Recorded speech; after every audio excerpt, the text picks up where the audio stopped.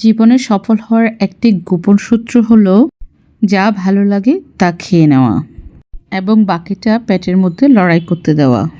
আসসালামু আলাইকুম এভরিওয়ান, কেমন আছেন আপনারা সকলে? আজকে মজার এই কাঁকরোল ভাজাটা করব। মোবাইলে স্ক্রল করতে করতে অনেকের ভিডিও তো চোখের সামনে আসে। দেবারাতি একটা দিদি যিনি খুব মজার রান্না করে, অনেক সুন্দর গসিপ করে, ওনাকে ফলো করতে আমার বেশ ভালো লাগে। মানুষের লাইফে কিছু মানুষ থাকে যাদের ইন্সপিরেশনগুলো আমাদের অনেক কাজে দেয়, যাদের থেকে আমরা অনেক কিছু শিখতে পারি। আমরা চিন্তা করি অন্যজনের কাছে কেন আমরা শিখব, আমরা নিজেরাই একাই 100। আসলে কিন্তু এটা একটা ভুল চিন্তা। মানুষকে কাউকে না কাউকে ফলো করতেই হয়। এসব কথা বাদ দিয়ে এখন রেসিপিগুলো বলি। জাস্ট কাঁকরোলটাকে দুফালি করে ভালো করে আমি সেদ্ধ করতে দিয়েছি। সেদ্ধ করতে দিয়ে আমি এখানে একটা তুলসী পাতা চা বানাচ্ছি। এখানে তুলসী পাতা দিয়েছি, এলাচ, তারপর হচ্ছে দার, এরপর হচ্ছে চা পাতা, আর এখানে আদা দিয়েছি। ইন হেলথ এটা আমাদের শরীরের জন্য অনেক ভালো। আমার কাছে দুধ চা থেকে রং চা, যে কোনো রং চা বা বেসর চা খেতে খুব ভালো লাগে। আমি পুদিনা চা খেতেও ভীষণ পছন্দ করি।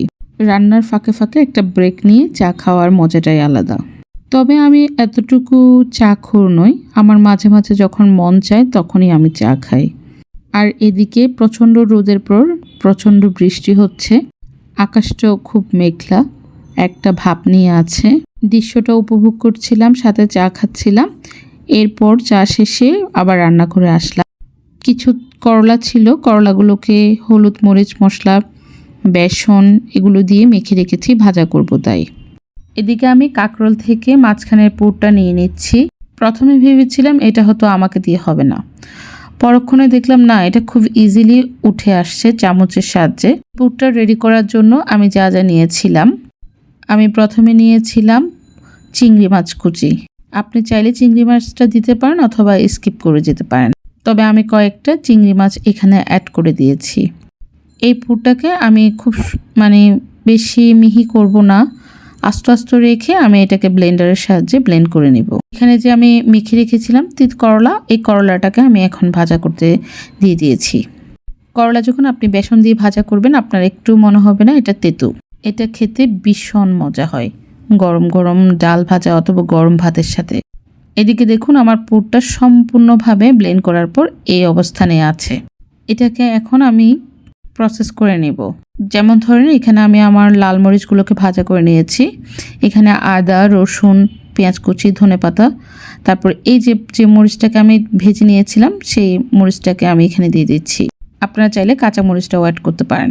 আমার এখানে যেহেতু এই মরিচটা দিয়েছি, আমার এই মরিচটা ভীষণ ঝাল, তাই আমি আর কাঁচা মরিচটা অ্যাড করিনি।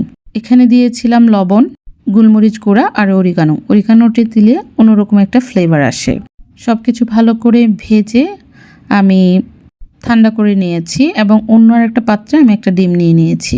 ধীরে ধীরে চামচের সাহায্যে আমি পুরগুলো একটা একটা করে কাঁকরোলের খোলসের ভিতরে দিয়ে দিচ্ছি।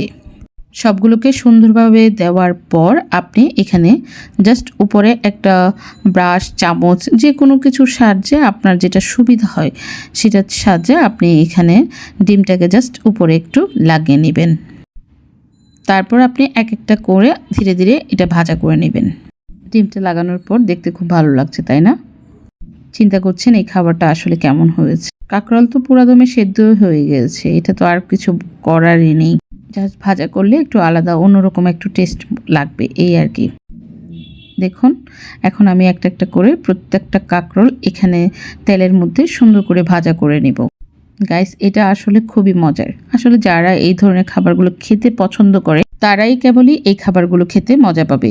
এই খাবারগুলো আসলে গরম গরম ভাতের সাথে খুবই ভালো লাগে। আজকে জাস্ট আমি দুপুরে মেনুতে রেখেছিলাম এই করলা ভাজাটা, তারপর হলো কাঁকরোল ভাজা, তারপরে ছিল লাউয়ের ভর্তা, তারপরে ছিল লটিয়া মাছ। আমার এই রান্নাটা আপনাদের কাছে কেমন লেগেছে বলেন তো? আপনাদের সাথে আমার আরও জীবনে ছোটোখাটো গল্প হবে ইনশাল্লাহ। আজ এই পর্যন্ত। আপনারা সুস্থ থাকবেন, ভালো থাকবেন। আল্লাহ হাফেজ।